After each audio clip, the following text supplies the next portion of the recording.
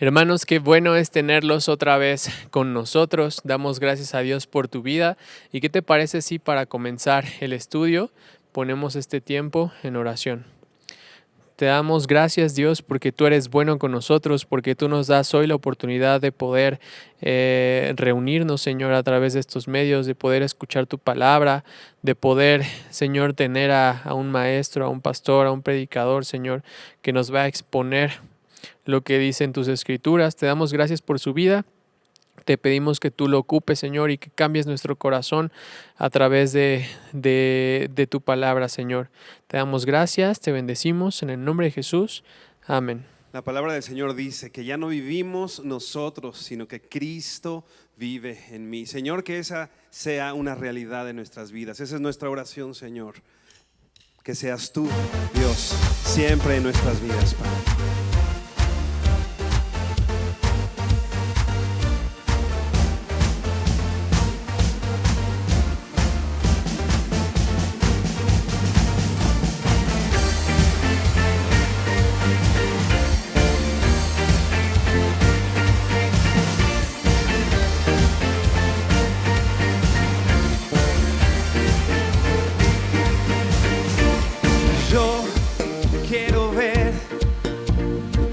Brillando en mí a través de mi ser, un altar que todos puedan ver, que todos oigan que tú eres vida, la esperanza, perfecta gracia que me ha rescatado. Tú eres vida, la esperanza, perfecta gracia que me ha rescatado. Ya no vivo yo, Cristo vive en mí. Quiero ser en tus manos, ya no vivo yo, Cristo vive en mí, claro quiero ser en tus manos, de gloria en gloria, te veo Dios, de gloria en gloria, transformado soy por tu Espíritu.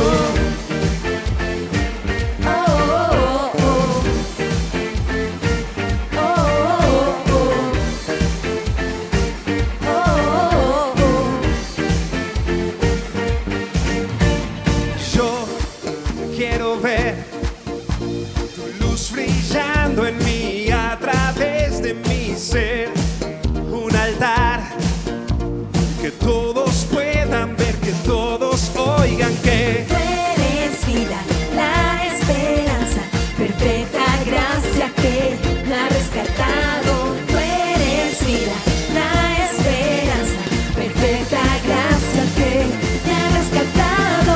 Ya no vivo yo, Cristo vive en mí, claro quiero ser en tus manos. Ya no vivo yo, Cristo vive en mí, claro quiero ser en tus manos. De gloria en gloria te veo Dios, de gloria en gloria, transformado soy por tu Espíritu.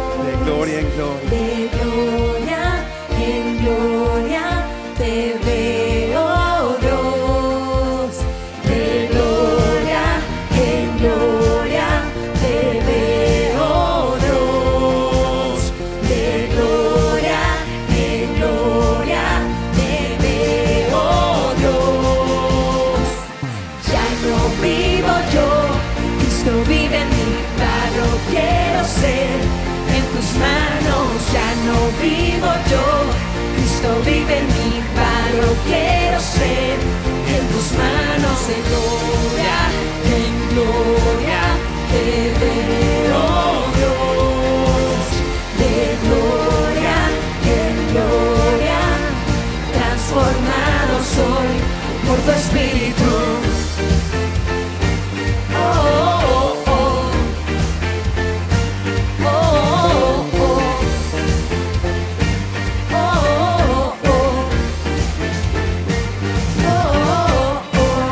Transformados somos, Señor, por tu Espíritu en nosotros, Dios. Señor, nos hemos dado cuenta que necesitamos de ti, que no podemos vivir sin tu presencia, sin tu amor, que no somos nada sin esa gracia en nuestras vidas, esa gracia que ha transformado nuestros corazones y ha vuelto nuestros ojos hacia ti, a reconocer nuestra necesidad de ti, Señor.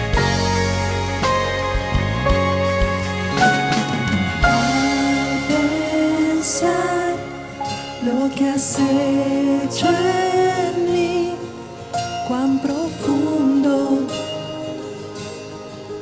tú me amaste, sin dudar me escogiste a mí por mi nombre, me llamaste.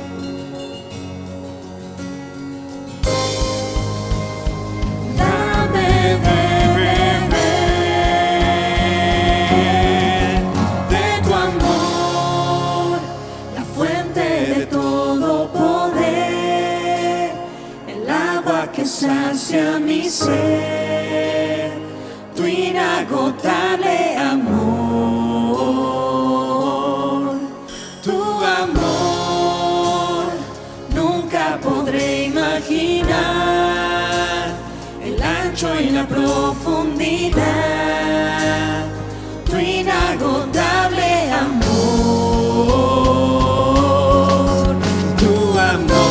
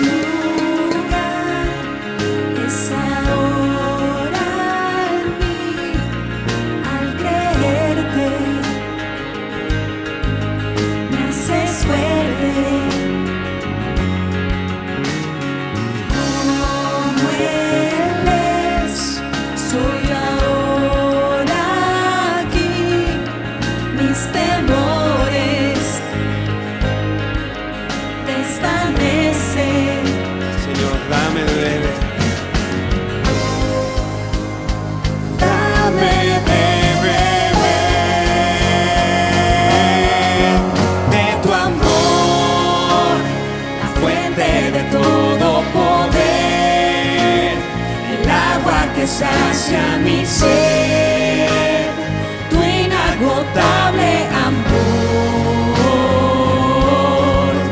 tu amor, nunca podré imaginar el ancho y la profundidad, tu inagotable amor.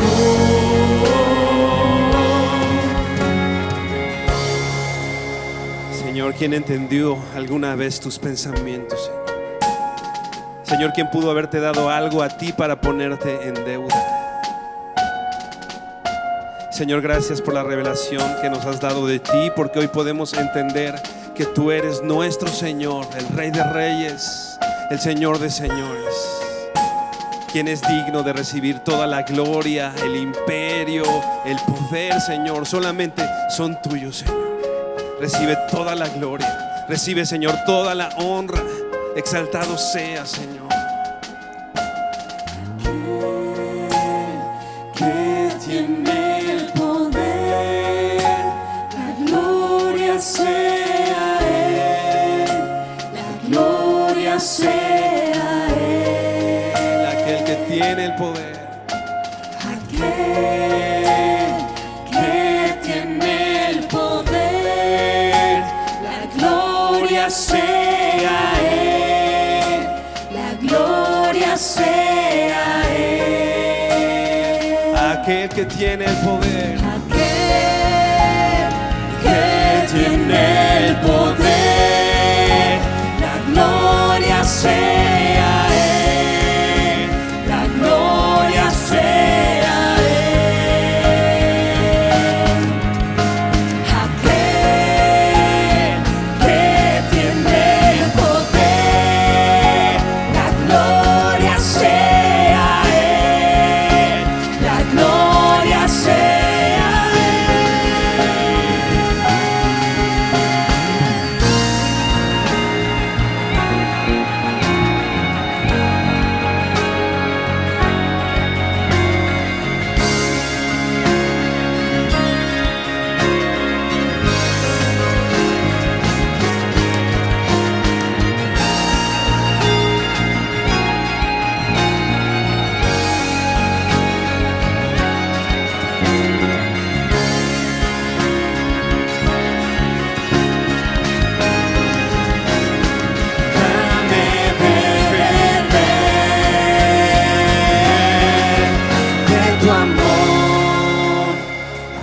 fuente de todo poder, el agua que sacia mi ser, tu inagotable amor, tu amor. Nunca podré imaginar el ancho y la profundidad, tu inagotable amor. Gracias, Señor, por tu amor para nosotros, Dios. Vamos a pasar al tiempo de las ofrendas y quiero que abras tu Biblia en el Evangelio de Lucas, capítulo 14, versos 25 al 35. Y dice el verso 25, una gran multitud seguía a Jesús. Estoy leyendo Nueva Traducción Viviente. Él se dio la vuelta y les dijo, si quieres ser mi discípulo, debes aborrecer a los demás, a tu padre y madre, esposa e hijos, hermanos y hermanas, sí, hasta tu propia vida. De lo contrario, no puedes ser mi discípulo. Además, si no cargas tu propia cruz y me sigues, no puedes ser mi discípulo. De ahí nos vamos a saltar al verso 33. Dice, así que no puedes convertirte en mi discípulo sin dejar todo lo que posees. Creo que aquí una parte importante que nosotros podemos destacar es la parte discípulo. ¿Por qué? Porque la dice 3 veces en estos versos que acabamos de leer. Un discípulo es alguien que sigue a un maestro, es alguien que imita la conducta de un maestro.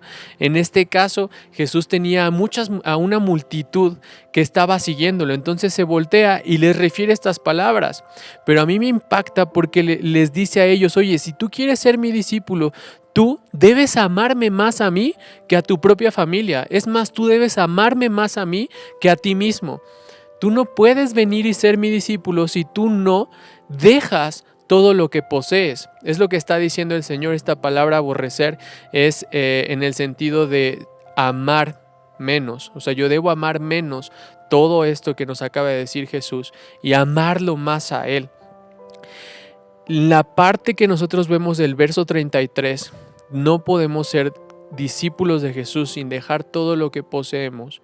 Muchos podemos ver en la Escritura, por ejemplo, el joven rico al cual tiene el encuentro con Jesús y entonces él le dice, yo he hecho todo, Señor, yo he cumplido con la ley, pero cuando Jesús toca literalmente el punto del dinero, el punto de las posesiones, él dice la palabra que se va triste porque él era rico. Él no pudo dejar todo lo que tenía, a pesar de que cuando llega a Jesús le dice, maestro bueno, o sea, lo consideraba un maestro. Muchos de nosotros venimos a Jesús confiando tal vez en que Él es nuestro Rey, confiando tal vez en que Él es nuestro Señor, diciéndole también maestro como este joven rico, pero en el momento en que nos tocan la parte de las ofrendas, en que en nuestro corazón a lo mejor hay alguien, vemos algún necesitado, hay algo en nuestro corazón que de repente pone una barrera. Sabes, muchas veces es nuestro amor, y si no es que en todas, es nuestro amor al dinero, es nuestra codicia, es nuestra avaricia la que está ahí. Entonces, creo que es importantísimo que así como vemos aquí las palabras de Jesús, porque son palabras que de verdad es como si el Señor nos estuviera haciendo una cirugía a corazón abierto, es algo que resuena en nuestros corazones, en nuestros oídos. No podemos ser discípulos del Señor, no podemos ser discípulos de Cristo. Esta palabra también tú vas a ver en Hechos que dice ahí que a los discípulos después se les llamó cristianos. Nosotros no podemos ser discípulos sin dejar todo lo que tenemos, sin confiar primero en lo que tenemos, sin amar más a lo que tenemos. Nosotros debemos amar más a Cristo que a nuestras posesiones. Debemos estar dispuestos a que si el Señor nos dice, ¿sabes qué? Yo necesito esto, yo quiero que me des esto, darlo. ¿Por qué? Porque es de Él, porque a Él le place así, porque Él nos lo ha dado. Entonces, medita esto en tu corazón. Cada que haya algún tema del dinero, ¿cómo está tu corazón en esto? Nosotros no podemos ser discípulos del Señor si no renunciamos a todo lo que poseemos, si amamos más a nuestras posesiones que a Cristo. Te voy a pedir que cierres los ojos y vamos a orar. Señor, gracias porque tú nos sigues hablando. Gracias porque tú sigues mostrándonos nuestro corazón, Señor. Gracias porque tú sigues transformándonos. Señor, el que tú nos muestres algo que hay en nuestro corazón no es con la intención de destruirnos, Señor, de apartarnos, sino es de transformarnos, de cambiarnos, de quitar eso que está podrido, Señor, para que tú puedas hacer algo nuevo en nosotros, Señor, para que tú puedas cambiarnos y conformarnos a la imagen de Cristo. Señor, te damos gracias por esta oportunidad tan grande que es participar de la ofrenda, Señor, para el sostenimiento de los santos, para la expansión de tu reino, Señor. Nos sentimos privilegiados y te damos muchísimas gracias, Señor, y ofrendamos, Padre, con un corazón alegre y confiando en que esto va a ser bueno, Señor, tanto para nosotros como para nuestros hermanos. Señor, te damos gracias y te bendecimos en el nombre de Jesús. Amén.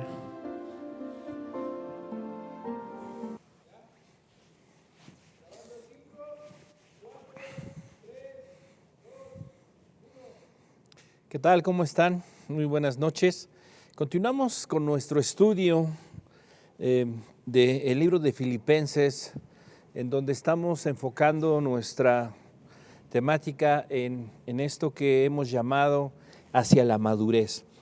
Una de las cosas, decíamos, de las últimas ocasiones que nos ayuda en nuestro crecimiento y en nuestro avance como creyentes en Jesucristo es el sufrimiento. Y Pablo, en los versículos que menciona, nos recuerda cómo a veces el sufrimiento Dios lo utiliza para el crecimiento de nuestra vida, para el avance de sus propósitos, para el avance de su plan, pero sobre todo para la gloria de su nombre. Y dentro de todo lo que hasta este momento el apóstol ha dicho, tiene que ver con su pensamiento, sus sentimientos, lo que él ha estado viviendo, lo que él ha estado atravesando. Y aquí comienza en el verso 27 una exhortación muy clara, pero muy necesaria, no solo para la iglesia de Filipos, sino para toda la iglesia en general. Y es precisamente esta frase tan maravillosa que la Escritura nos muestra aquí en este verso 27, capítulo 1 de la carta a los Filipenses, verso 27. Vamos a ir avanzando en esta parte final del capítulo 1 y dice así el texto: solamente que os comportéis como es digno del evangelio de Cristo, para que, o sea que vaya a veros o que esté ausente, oiga de vosotros que estáis firmes en un mismo espíritu, combatiendo y unánimes por la fe del evangelio. El apóstol Pablo les invita, les exhorta a la iglesia a que ellos se comporten, vivan como es digno del evangelio. Quiero leerles este mismo versículo, pero vamos a hacerlo en la Nueva Traducción Viviente. La Nueva Traducción Viviente dice así en el verso 27, capítulo 1 de Filipenses: sobre todo deben vivir como ciudadanos del cielo, comportándose de un modo digno de la buena noticia acerca de Cristo. Y vamos a agregar una versión más, que es la versión de las Américas. La Biblia de las Américas en este mismo texto nos dice: solamente comportaos de una manera digna del evangelio de Cristo. Vemos en estas tres versiones la idea, el pensamiento que tenía el apóstol Pablo, mejor dicho, Dios a través de Pablo, el Espíritu Santo a través del apóstol Pablo, en medio de las circunstancias adversas, en medio de las circunstancias difíciles, en medio de cualquier circunstancia.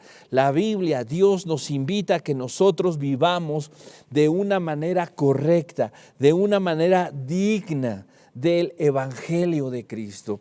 ¿Por qué menciona esto en un contexto de crisis, en un contexto de problemas, en un contexto de dificultades? Pensemos nosotros cuáles son esos momentos que la mayor parte del tiempo influyen sobre nosotros para cambiar nuestro estado de ánimo, para sacar lo peor de nosotros. No para sacar lo peor de nosotros, mejor diríamos, para manifestar nuestra realidad, para manifestar lo peor de nosotros. Aquellas cosas que nos ocupamos, que nos preocupamos por mantener ocultas de los demás, luchamos para que no sean vistas, para que no sean visibles por todos. En los momentos de crisis, en los momentos de adversidad, en los momentos de necesidad, en esos momentos cuando somos presionados, cuando somos acorralados, ahí surge un comportamiento muchas veces inadecuado, un comportamiento relacionado con la tristeza, con el dolor, con el enojo, con la impaciencia, con la ira, con la amargura y con todas estas cosas que definitivamente tienen que ver con situaciones de falta de fe, de confianza, de incredulidad, o también con obras de la carne, con manifestaciones pecaminosas, de desorden, fuera del contexto de la voluntad de Dios. Es por ello que en medio de las crisis, en medio de los problemas, en medio de las circunstancias adversas, Pablo le dice a la iglesia: iglesia, compórtense, vivan de una manera digna, de una manera correcta, de una manera adecuada. ¿Y cuál sería esa manera o esa forma adecuada? En primera instancia, quiero que pongamos nuestra mirada, ¿sí?, en las palabras del apóstol. El apóstol dice, os comportéis. Esta expresión, os comportéis, proviene de un vocablo que es un vocablo griego, el cual nosotros encontramos aquí en la Escritura, que proviene de una palabra que es politeuomai, ¿sí? Politeuomai. Esta palabra o este verbo, ¿sí?, alude, ¿sí?, a una circunstancia muy particular. ¿Por qué? Porque la palabra es una palabra compuesta y la primera parte de la palabra es el vocablo polis, de donde viene la palabra ciudad, de donde viene esta palabra que define un conglomerado de personas, un conjunto de personas, en los cuales podríamos tal vez traducirlo como ciudad, como país, como estado, cualquier otra circunstancia semejante. Entonces, cuando está diciendo politeumai, aquí el apóstol Pablo, es decir, nos está diciendo, es necesario que ustedes vivan, se comporten, sientan, piensen, actúen de acuerdo a su ciudadanía.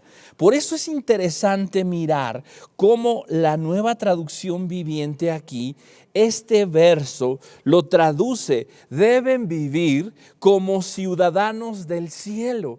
Nosotros, al vivir en este mundo caído, en un mundo definitivamente que está invadido por la oscuridad, por la maldad, está invadido por el pecado, por los poderes diabólicos que están controlando gobiernos, instituciones, medios de comunicación y todo esto, en medio de estas circunstancias que son negativas ante los ojos de nosotros como iglesia, ante los ojos de Dios completamente antagónicas. En medio de esta crisis que genera no solamente antagonismo, sino genera un rechazo, genera una persecución, un señalamiento de todos aquellos que quieren vivir de acuerdo a la verdad de Dios, ¿sí?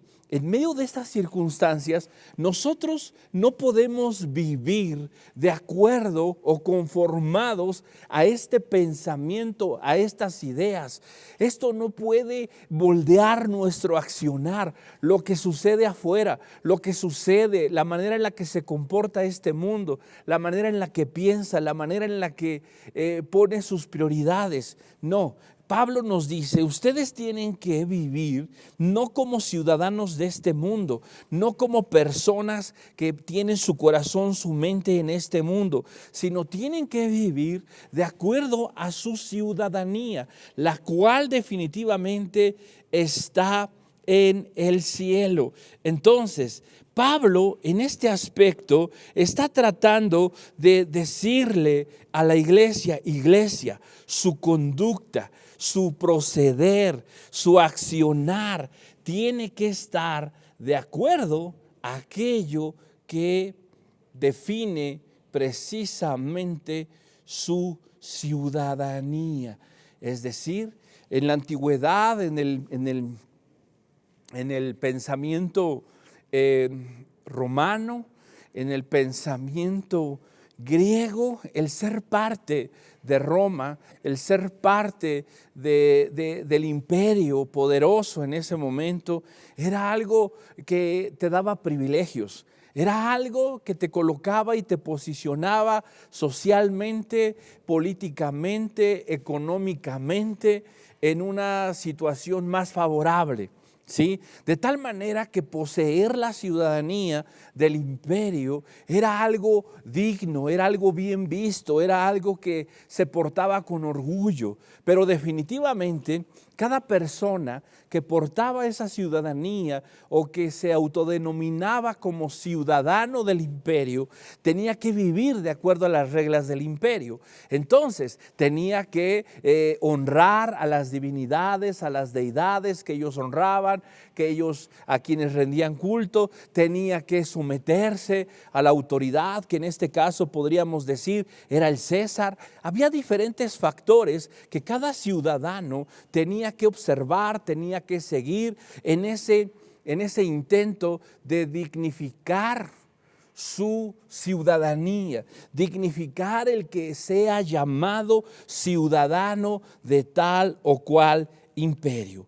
Es por eso que aquí el apóstol en ese aspecto utiliza esa palabra. ¿Por qué? Porque es una palabra que era común o que era familiar para todos aquellos que le estaban escuchando. Entonces, ¿qué es lo que nos dice aquí el apóstol? Ustedes tienen que vivir de una manera que representen correcta, adecuadamente su ciudadanía, la cual podemos nosotros deducir no está en este mundo, no está en esta tierra, sino se encuentra en los cielos, en algo completa y definitivamente diferente, distinto. Ahora, cuando el apóstol Pablo dice en este versículo, en el verso 27, os comportéis de acuerdo a su ciudadanía, ¿sí? Dice, como es digno. Aquí el apóstol está utilizando una palabra que utiliza en otras ocasiones, ¿sí? Es axios. Esta palabra axios se define o se utiliza cuando se hace referencia al valor de algo. ¿Sí? Recordamos nosotros cuando el apóstol Pablo le escribe a la iglesia de Corinto y les dice que no pueden ellos tomar ni participar de la cena del Señor, de la mesa del Señor indignamente. ¿Sí? Está utilizando esta palabra en un sentido negativo, es decir, sin darle el valor. No está hablando de una dignidad personal, sino está hablando sin darle el valor a lo que eso representa, sin darle el valor, el peso a lo que el sacrificio de Jesús representa. De ahí que esta palabra en algunas ocasiones era utilizada para definir el valor de una moneda. ¿Por qué? Porque generalmente el valor de una moneda o de algunas monedas era determinado por su peso, por lo que pesaba la moneda. El axios de algunas monedas era su peso, lo que pesaba, eso definía su valor. Y es por eso que aquí nosotros entendemos que el apóstol está diciéndole a la iglesia de Filipos y a todos nosotros que la idea de Dios es que nosotros podamos vivir de acuerdo a esa ciudadanía, dándole el valor, dándole el peso. ¿A qué? Al evangelio de Cristo. Una de las cosas aquí que nosotros encontramos es este eje que va a determinar lo que somos, la forma en la que vivimos, la forma en la que nosotros nos conducimos, y es el evangelio de Cristo. Encontramos esta exhortación en otras partes de la Escritura, de los escritos del mismo apóstol Pablo, y vamos a leer algunos de ellos para más o menos entender y mirar que esto no es un llamado o una exhortación exclusiva de Pablo a los filipenses. Vamos a leer algunos textos. Por ejemplo, vamos a leer en primera instancia Colosenses capítulo 1. Colosenses capítulo 1. Vamos a leerlo en la Reina Valera, versión 60. Vamos a leer a partir del verso 9, y dice así: por lo cual también nosotros, desde el día en que lo oímos, no cesamos de orar por vosotros y de pedir que seáis llenos del conocimiento de su voluntad en toda sabiduría e inteligencia espiritual, para que andéis como es digno del Señor, agradándole en todo, llevando fruto en toda buena obra y creciendo en el conocimiento de Dios. Aquí la Escritura nos dice que la manera y la forma en la que nosotros vamos a poder vivir y conducirnos de una manera digna, ¿sí?, dándole el valor al Señor, a Dios en nuestra vida, agradándolo en todo, llevando fruto en toda buena obra, ¿sí?, es por medio precisamente del conocimiento de su voluntad, ¿sí?, en la sabiduría e inteligencia espiritual. La manera en la que yo voy a comenzar a caminar en esa vida digna no es ignorando los preceptos de Dios, no es ignorando lo que el Evangelio enseña. No puedo yo ser sabio en mi propia opinión, no puedo yo amoldar mi vida y mi comportamiento a los estándares ni del mundo, ni tampoco a lo que yo pienso, a lo que yo creo. Mi pensamiento, mi idea, mi comportamiento tiene que estar de acuerdo a lo que dice el Evangelio. Debe darle el valor, debe darle el peso al conocimiento, al entendimiento de lo que el Evangelio enseña, de lo que el Evangelio dice. Vamos a ver otro texto, ahí en la primera carta a los tesalonicenses, en el capítulo 2. Y vamos a leer a partir del verso 11, y dice así: así como también sabéis de qué modo, como el Padre a sus hijos, exhortábamos y consolábamos a cada uno de vosotros, y os encargábamos que anduvieseis como es digno de Dios que os llamó a su reino y gloria. Aquí el apóstol está diciéndole lo mismo con otras circunstancias y en medio de circunstancias distintas tal vez, pero con la misma idea. La exhortación, la invitación, el encargo a andar, a vivir como es digno, ¿sí?, de Dios, ¿sí?, que nos llamó, dice que os llamó a su reino y gloria. Es decir, nosotros cuando fuimos llamados por Dios por medio del Evangelio, este Evangelio, estas buenas noticias que nos fueron anunciadas por Dios, que nos fueron declaradas por Dios, ¿sí?, nos permitieron por medio de la obra del Espíritu Santo, creer en el Evangelio. Tuvimos esa fe concedida por Dios para creer. En ese momento comenzamos nosotros a formar parte de un reino, del reino de Dios. Y dentro de ese reino, el objetivo que ahora nuestra vida tiene es el de reflejar la gloria de Dios. Es decir, por medio del Evangelio, nosotros entramos al reino para cumplir con el propósito con el que fuimos creados, que es manifestar la gloria de Dios. Ahora, nos dice aquí Pablo que nosotros debemos de andar de una manera digna. ¿Sí? ¿Por qué? Porque tenemos un llamado, porque tenemos un encargo, tenemos un objetivo, tenemos un propósito que es ser parte del reino de Dios, anunciar precisamente las virtudes de aquel que nos llamó a su reino, ¿sí? Aquel que nos llamó a ser el reflejo de su gloria. Entonces, no puedo yo, ¿sí?, pensar y poner en mi corazón el llamado de este mundo, ¿sí? El llamado de este mundo, un llamado que tiene que ver con autosatisfacción, autoexaltación, que tiene que ver con el egoísmo, que en donde el hombre es el centro de todo. No, mi pensamiento y mi manera de andar y de vivir en este mundo tiene que ser de acuerdo a los principios del reino. ¿Cuántas veces no escuchamos a Jesús en los evangelios decir, sí, el reino de Dios es semejante a esto, y en el reino no será así como es en el mundo? En el mundo la gente actúa de esta forma y de esta manera, mas entre vosotros no será así, será lo opuesto, será diferente, será completa y totalmente distinto. Pedro nos dice, a ellos os parece cosa extraña que no corráis en el mismo desenfreno que ellos y os ultrajan.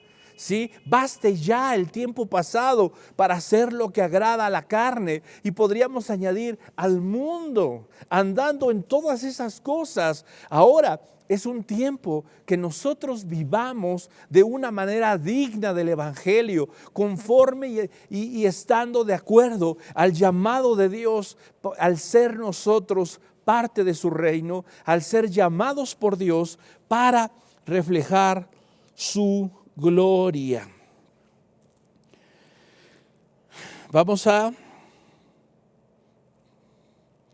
ver otro texto, segunda de Pedro, capítulo 3. La segunda carta del apóstol Pedro, capítulo 3.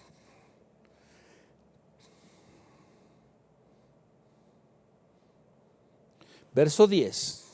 Pero el día del Señor vendrá como ladrón en la noche, en el cual los cielos pasarán con grande estruendo, y los elementos ardiendo serán deshechos, y la tierra y las obras que en ella hay serán quemadas. Puesto que todas estas cosas han de ser deshechas, ¿cómo no debéis vosotros andar en santa y piadosa manera de vivir, esperando y apresurándoos para la venida para la venida del día de Dios, en el cual los cielos encendiéndose serán deshechos y los elementos siendo quemados se fundirán? La idea de Dios es, mirando la maldad del mundo y sabiendo que todo esto será deshecho y todo esto acabará y todo esto será consumido, dice, ¿cómo no hemos de andar nosotros en santa y piadosa manera de vivir? Por eso decíamos al principio que esta manera de vivir diferente, distinta, concordante con el reino de Dios, tiene que estar basada en el entendimiento y en el conocimiento de lo que Dios dice. Yo, mientras permanezca ignorante de la verdad de Dios, mientras permanezca sin el entendimiento de cómo se están moviendo las cosas en el mundo, de cómo se están moviendo las cosas en el reloj de Dios, en las economías de Dios, en los tiempos de Dios, voy a seguir viviendo de acuerdo a lo que yo creo, a lo que yo quiero, a lo que yo deseo. Pero si yo fuese capaz de entender los tiempos y saber que nos queda poco tiempo, entender que los días se van a oscurecer todavía más y vamos a ver cómo el avance de las tinieblas irá en ascenso, cómo la maldad irá cubriendo la tierra, cómo seguirán implementándose leyes y controles sobre la humanidad, de tal manera que podamos nosotros perder ese afecto natural, perder esa sensibilidad, no solamente hacia Dios, sino también entre nosotros, ¿sí? Sino también perder el afecto hacia las instituciones de Dios. ¿Qué dice la Escritura? ¿Cómo serían los días antes de que Jesús regrese? Serían como los días de Noé, como en los días de Noé, donde todos comían, donde todos bebían, donde se casaban y se daban en casamiento. Es decir, donde todos buscaban su propia satisfacción, donde todos hacían lo que les parecía correcto, lo que tenía que ver precisamente con romper el diseño de Dios, enfocado en la institución del matrimonio, de la familia. Todas estas cosas son precisamente las que estamos viendo en el mundo. Hoy no tiene valor no solamente la vida humana. Desde hace muchos años el aborto ha ido avanzando en nuestras sociedades. Se han legalizado todas estas prácticas, ¿sí? Ha ido avanzando. Oímos hoy en estos días como en algunos países no solamente está despenalizado el aborto, sino el aborto se puede llevar a cabo aún antes del alumbramiento y cosas como esas. Y vemos situaciones que nunca nos imaginamos mirar. Hoy miramos cómo la institución del matrimonio, el diseño de la familia de Dios no solamente es obsoleto, sino es ofensivo para muchos. Y estamos mirando cómo todas estas cosas están verdaderamente en decadencia. Y cuando nosotros miramos esto, entendemos los momentos y los tiempos de Dios. ¿Qué seguirá a todo esto? Definitivamente la maldad irá en aumento, pero cuando esa maldad llegue a un límite donde sea colmada la paciencia de Dios, entonces vendrá el fin de todas las cosas.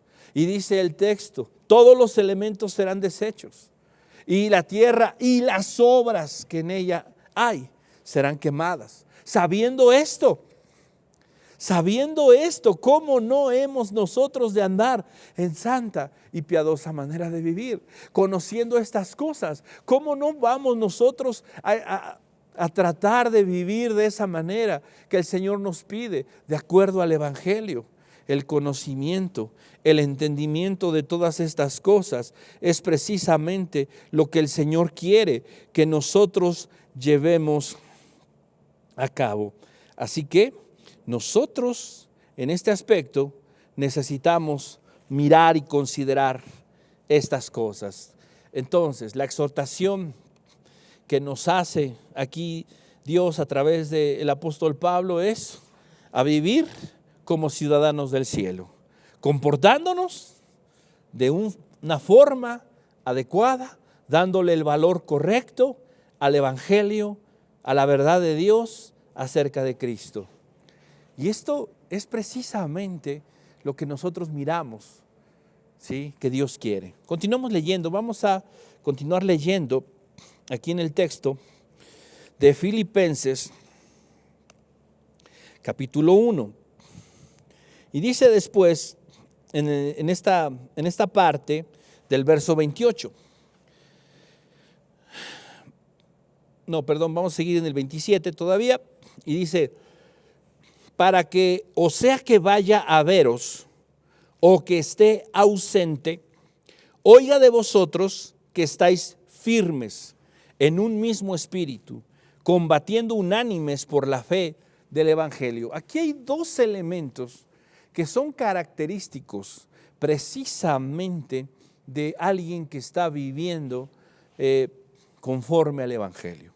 ¿Cuáles son estas características que nosotros miramos? Dice en la segunda parte del verso 27 que para que o sea que vaya a veros o que está ausente, oiga de vosotros que estáis firmes. La firmeza o el estar firmes. Esta palabra en griego, que es la palabra steko, ¿sí? Estar firme es una palabra, es una sola palabra, que es steko en el griego. Esta palabra steko en el idioma griego significa literalmente eso, estar o permanecer firme, constante, sin importar las circunstancias. Entonces, aquí hay algo que el apóstol añade y me parece a mí muy interesante que lo diga de esa manera. Él dice, sea que vaya o esté ausente, lo que oiga de ustedes es que están firmes, ¿sí? Que permanecen, que hacen lo que deben, que se comportan de la manera correcta, que están viviendo de acuerdo al Evangelio. ¿Por qué digo que me parece muy interesante que lo diga de esa manera? Porque describe una realidad en la vida de muchos de nosotros. ¿Cuál es esa realidad? La firmeza que nosotros tenemos muchas veces depende de las circunstancias.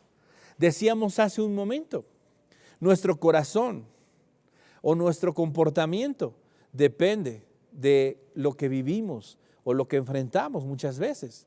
La firmeza, el mantenernos de pie, ¿sí? Con la convicción a tope, con nuestra certeza a tope, con nuestra fe, ¿sí? ¿De qué depende? Muchas veces depende de lo que tenemos enfrente, de si la estamos pasando bien, de si no nos falta algo, de si estamos en paz. Depende de lo que nos rodea. Y eso no debería de ser. La palabra steko, dijimos nosotros, define a alguien que está firme sin importar lo que sucede alrededor, ¿sí? Y esta es la firmeza que nosotros necesitamos en nuestra vida. Una firmeza que no depende de lo que tenemos, que no depende de lo que poseemos, que no depende de quién está con nosotros en el sentido humano, que no depende de nuestra posición financiera, que no depende de si encajamos o no encajamos en la sociedad, de si tenemos un estatus en ella. No, no depende de eso, ¿sí? Pero además de que no depende de las cosas externas, materiales o de este mundo, es interesante que el apóstol diga que esté yo o que no esté, que esté o que vaya a veros o que no lo esté. ¿Por qué? Porque a veces muchos de nosotros, ¿sí?, estamos avanzando o estamos permaneciendo porque somos vigilados, porque dependemos de alguien que esté ahí detrás de nosotros. Y si bien es cierto, en un proceso de nuestro caminar con Cristo y de nuestro discipulado, ¿sí?, el ser un discípulo implica no solamente el enseñar, el predicar, sino implica el ser enseñado, el ser discipulado, el ser cuidado. Y si bien es cierto, hay tiempos y momentos en nuestra vida donde tenemos que rendir cuentas, donde tenemos que ser guiados y ser amonestados, ser enseñados por alguien, ¿sí? También hay momentos en donde nosotros tenemos que avanzar y caminar muchas veces sin esos elementos. ¿Qué sucede cuando el padre o la madre están en casa? ¿Sí? Sucede que los hijos se portan bien. ¿Por qué? Porque mamá, papá están en casa. Cuando papá, mamá no están en casa, ¿qué sucede? Comienza el comportamiento inadecuado. ¿Cuándo nos portamos bien nosotros? ¿Cuándo nos comportamos conforme al Evangelio? Cuando hay hermanos cercas, cuando el pastor está ahí presente, cuando mi papá, mi mamá, mi esposo, mi esposa me están mirando, entonces en ese momento yo me comporto de manera adecuada. No debería de ser así. Ese no es un comportamiento adecuado, no es un comportamiento conforme al Evangelio. Recordemos nosotros cuando Pablo exhortó a Pedro y le dijo, tú no estás caminando y andando conforme al evangelio. ¿Por qué? Porque te comportas de una manera con ellos y de otra manera con estos otros, hablando de los judíos y de los gentiles. Y entonces el vivir de esa manera no es vivir de acuerdo al evangelio. Yo no puedo comportarme dependiendo dónde estoy, con quién estoy, quién me ve o cuál es mi circunstancia. Pablo nos dice la firmeza, y alguien que está caminando conforme al evangelio es alguien que está viviendo de esa manera, sea como sea, pase lo que pase, véalo quien lo vea. Esa es la idea. Y yo necesito desarrollar eso en mi vida. Yo necesito día tras día, sin importar dónde estoy, sin importar quién me ve, yo desarrollar ese comportamiento de acuerdo al evangelio. Estar firmes en un mismo espíritu, ¿sí? En un mismo sentir, con una misma idea, con un mismo pensamiento. Podríamos nosotros decir, unidos en un mismo espíritu y en un mismo propósito, dice la Nueva Traducción Viviente. Esto nos va a ayudar a, dice la versión 60, combatir unánimes. Estar firmes, ¿sí? Es el primer elemento que mencionamos en este aspecto, y el siguiente es vivir en unidad. ¿En unidad con quién? En unidad con los demás. ¿Sí? Cuando nosotros estamos viviendo en unidad, cuando nosotros estamos viviendo con un mismo pensamiento, con una misma idea dentro del cuerpo de Cristo, dentro de la iglesia, de nuestra familia, de donde Dios nos ha colocado, no solamente está hablando de lo que nosotros nos pongamos de acuerdo, porque quizá yo puedo estar en un mismo espíritu con pecadores, yo puedo estar en un mismo espíritu con alguien que está alejado de la verdad, que está caminando en el engaño, que está caminando en el error. La idea es estar en un mismo espíritu y en un mismo propósito, ¿sí? Continúa diciendo el texto, estoy leyendo la Nueva Traducción Viviente, el final del verso 27, unidos en un mismo espíritu y propósito, luchando juntos por la fe, es decir, la buena noticia.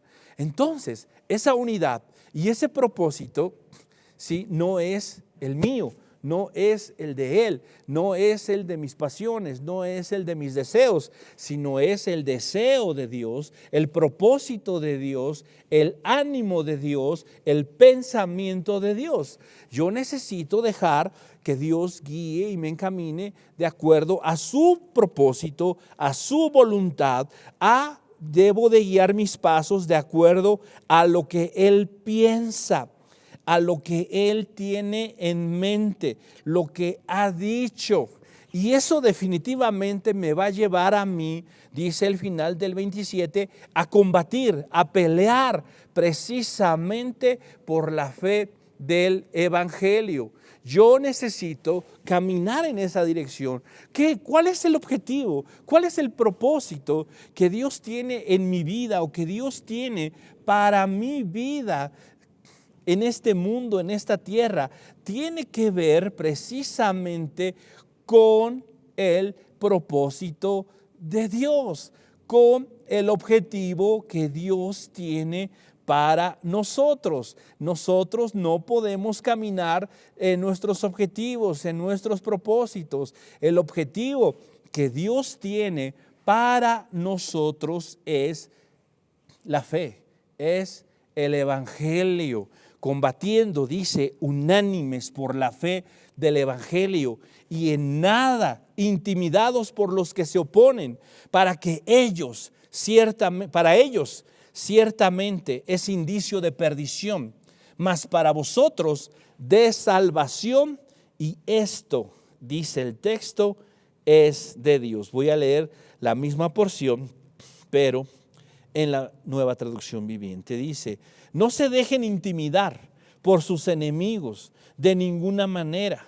Eso les será por señal a ellos de que serán destruidos, mientras que ustedes serán salvos, aún por Dios mismo.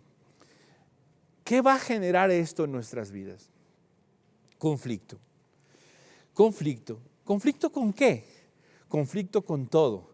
¿Conflicto con quiénes? Conflicto con todos. Todo y todos los que están en contra de lo que Dios dice y de lo que Dios es. Y yo tengo que saber que esto se va a poner más difícil cada vez. Cada vez va a ser más complicada la vida de alguien que quiere vivir piadosamente.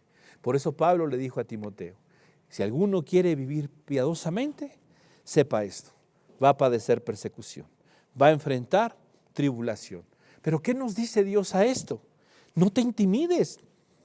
No te intimiden los que se oponen. No te intimiden aquellos que te llaman retrasado. No te intimiden aquellos que te llaman intolerante, retrógrada, que aquellos que te llaman como te quieran llamar, señalando precisamente algo negativo en tu vida. No, no te intimides. ¿Por qué? Porque dice Pablo, para ellos ciertamente esto es un indicio de perdición. ¿Sí? Y el indicio que es para nosotros es de salvación. El hecho de que tú seas aborrecido, rechazado en este mundo por causa del Evangelio es la realidad más gloriosa que tú puedes mirar en la promesa de Dios. ¿Por qué? Jesús dijo: a mí me rechazaron, ¿qué esperan ustedes que les suceda? Exactamente lo mismo. Ese es el sello que Dios pone sobre los suyos, sobre los que le pertenecen. Sí, los que ha apartado para su gloria, que este mundo los rechace, que este mundo, ¿por qué nos aborrece el mundo? Porque no le conocen, y esa es la realidad. Así que yo no tengo por qué intimidarme ante esa realidad, ante esa circunstancia, ni sentir que no encajo en este mundo. Bendita cosa que no encaje en este mundo. ¿Por qué? Porque mi ciudadanía no está en este mundo será deshecho completa y totalmente. Vendrán cielos nuevos, tierra nueva, donde reinará y señoreará precisamente Dios, Jesucristo, el Rey de Reyes y el Señor de los señores. Así que tenemos nosotros que combatir unánimes. Combatir unánimes es la idea que Pablo está tratando de. Vamos a tener que combatir contra el mundo, contra las ideas, contra las personas, contra muchas cosas. Pero sepamos algo: nuestra lucha, dice Pablo en otra parte en su carta a los Efesios, no es contra carne, no es contra sangre, sino contra principados, potestades, huestes espirituales de maldad en las regiones celestes. Mas podemos nosotros argumentar también y decir: mas gracias sean dadas a Dios, que nos da la victoria por medio de nuestro Señor Jesucristo. Dice Colosenses que Él ya venció a todo principado, a toda potestad, los exhibió públicamente, triunfando sobre ellos en la cruz. Así que combatamos en contra de nuestros enemigos, que pueden ser Satanás, sus huestes de demonios, el pecado y todo aquello que sea antagónico, que sea contrario a la verdad de Dios. Nosotros no podemos hacer otra cosa. No somos de los que volvemos atrás, no somos de los que retrocedemos, porque Dios no nos ha dado un espíritu de cobardía, sino un espíritu de poder y de dominio propio. Dice al final del texto, verso 29, porque a vosotros os es concedido a causa de Cristo, no solo que creáis en Él, sino también que padezcáis por Él, teniendo el mismo conflicto que habéis visto en mí y ahora oís que hay en mí. Pablo aquí les dice en esta siguiente parte que definitivamente el sufrir es algo que también tenemos que hacer y tenemos que vivir este sufrimiento de una forma digna del Evangelio. A causa de Cristo, dice, es el sufrimiento. No a causa de tu pecado, no a causa de tus errores. Ese es un sufrimiento que definitivamente enfrentamos y vivimos, pero no específicamente por causa de Cristo, sino por malas decisiones, por pecados, por errores, por cuestiones de ese tipo.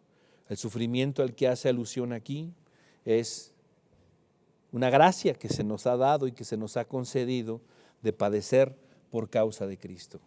La idea es, hermanos, que nosotros no podemos simple y sencillamente pensar, he sido llamado a creer en Cristo.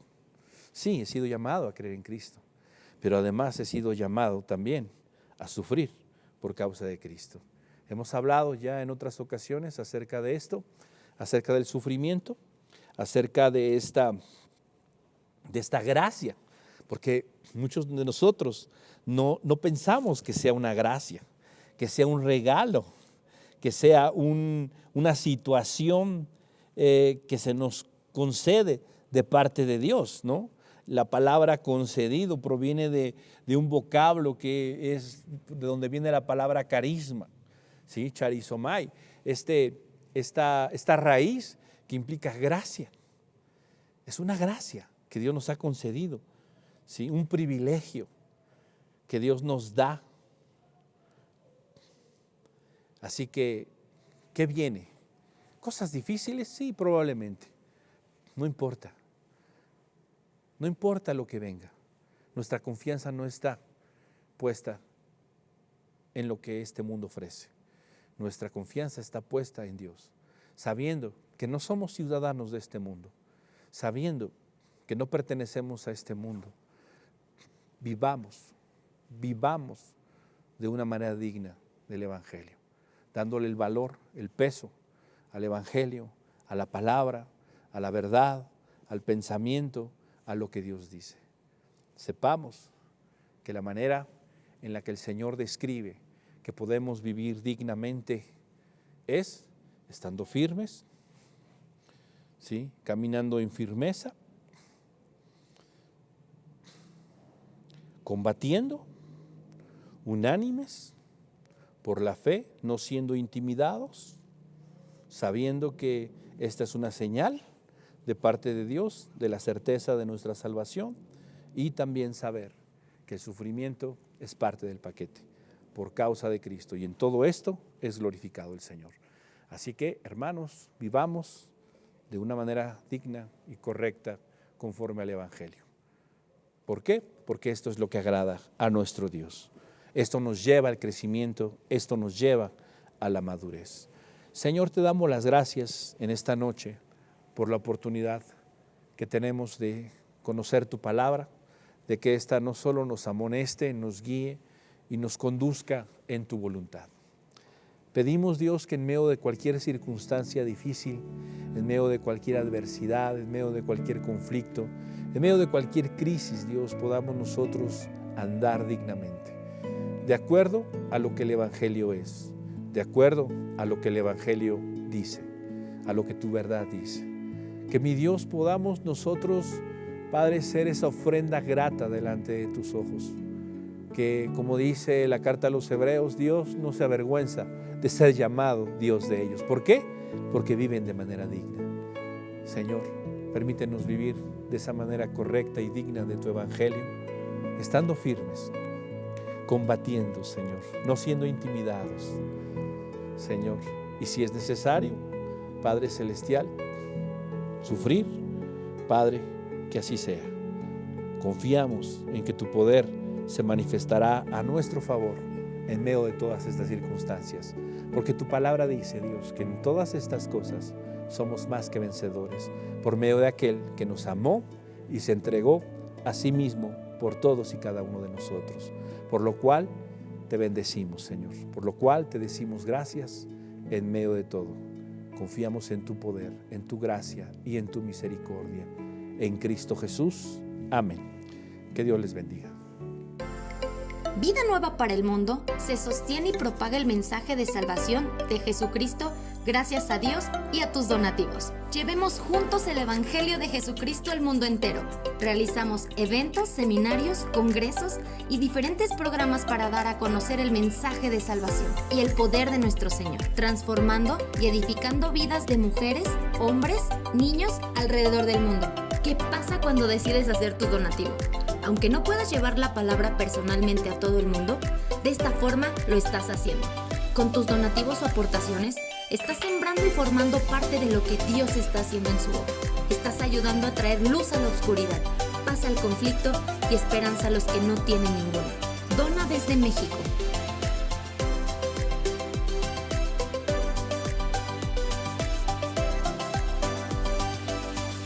Dona desde Estados Unidos.